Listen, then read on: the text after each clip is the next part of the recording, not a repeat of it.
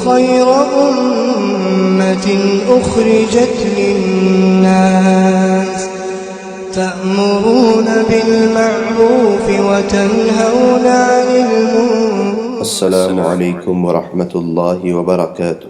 بسم اللہ الرحمن الرحیم۔ دعوت و تبلیغ کی 6 صفات سے متعلق منتخب احادیث کے دوسرے باب یعنی باب الصلاۃ سے حدیث نمبر 91۔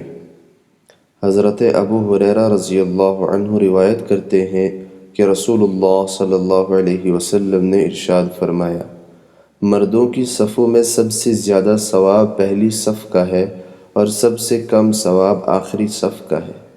عورتوں کی صفوں میں سب سے زیادہ ثواب آخری صف کا ہے اور سب سے کم ثواب پہلی صف کا ہے۔ رواہ مسلم۔ حدیث نمبر 92۔ حضرت براء بن عازب رضی اللہ عنہما سے روایت ہے کہ رسول اللہ صلی اللہ علیہ وسلم صف میں ایک کنارے سے دوسرے کنارے تک تشریف لاتے، ہمارے سینوں اور کاندھوں پر ہاتھ مبارک پھیر کر صفوں کو سیدھا فرماتے اور ارشاد فرماتے، صفوں میں آگے پیچھے نہ رہو، اگر ایسا ہوا تو تمہارے دلوں میں ایک دوسرے سے اختلاف پیدا ہو جائے گا، اور فرمایا کرتے، اللہ تعالیٰ اگلی صف والوں پر رحمتیں نازل فرماتے ہیں اور ان کے لیے فرشتے مغفرت کی دعا کرتے ہیں۔ رواہ ابو داود۔ حدیث نمبر 93۔ حضرت براء بن عازب رضی اللہ عنہما سے روایت ہے کہ رسول اللہ صلی اللہ علیہ وسلم نے ارشاد فرمایا، اللہ تعالیٰ اگلی صفوں سے قریب صف والوں پر رحمت نازل فرماتے ہیں اور اس کے فرشتے ان کے لیے دعا کرتے ہیں۔ اللہ تعالیٰ کو اس قدم سے زیادہ کوئی قدم محبوب نہیں جس کو انسان صف کی خالی جگہ کو پر کرنے کے لیے اٹھاتا ہے۔ رواہ ابو داود۔ حدیث نمبر 94۔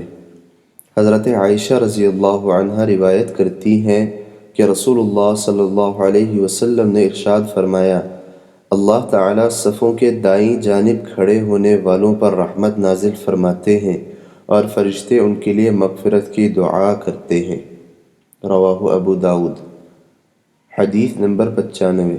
حضرت ابن عباس رضی اللہ عنہما سے روایت ہے کہ رسول اللہ صلی اللہ علیہ وسلم نے ارشاد فرمایا، جو شخص مسجد میں صف کی بائیں جانب اس لیے کھڑا ہوتا ہے کہ وہاں لوگ کم کھڑے ہیں تو اسے 2 اجر ملتے ہیں۔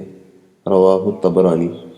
فائدہ: صحابہ کرام رضی اللہ عنہم کو جب معلوم ہوا کہ صف کے دائیں حصے کی فضیلت بائیں کے مقابلے میں زیادہ ہے تو سب کو شوق ہوا کہ اسی طرف کھڑے ہوں، جس کی وجہ سے بائیں طرف کی جگہ خالی رہنے لگی۔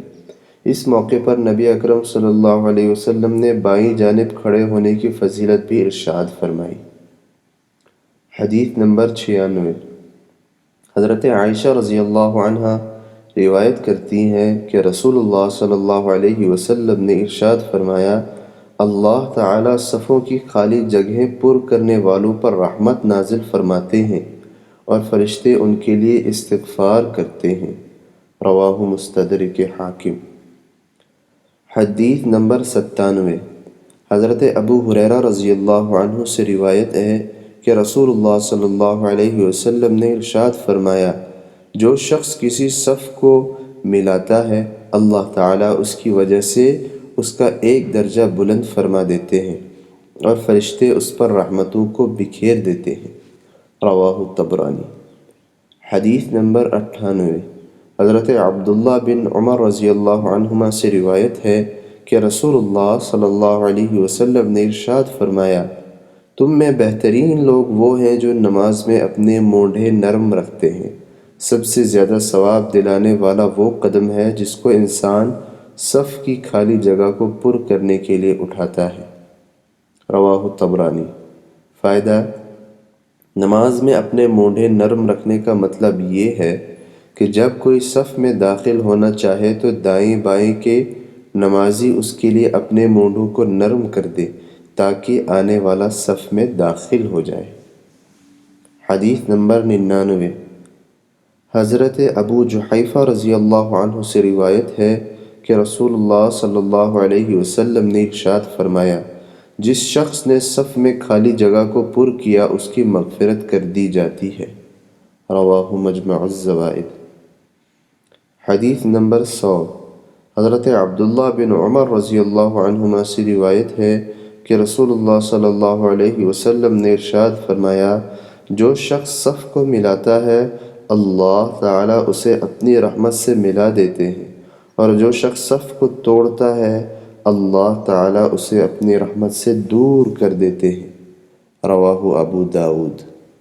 فائدہ: صف توڑنے کا مطلب یہ ہے کہ صف کے درمیان ایسی جگہ پر کوئی سامان رکھ دے کہ صف پوری نہ ہو سکے، یا صف میں خالی جگہ دیکھ کر بھی اسے پر نہ کرے۔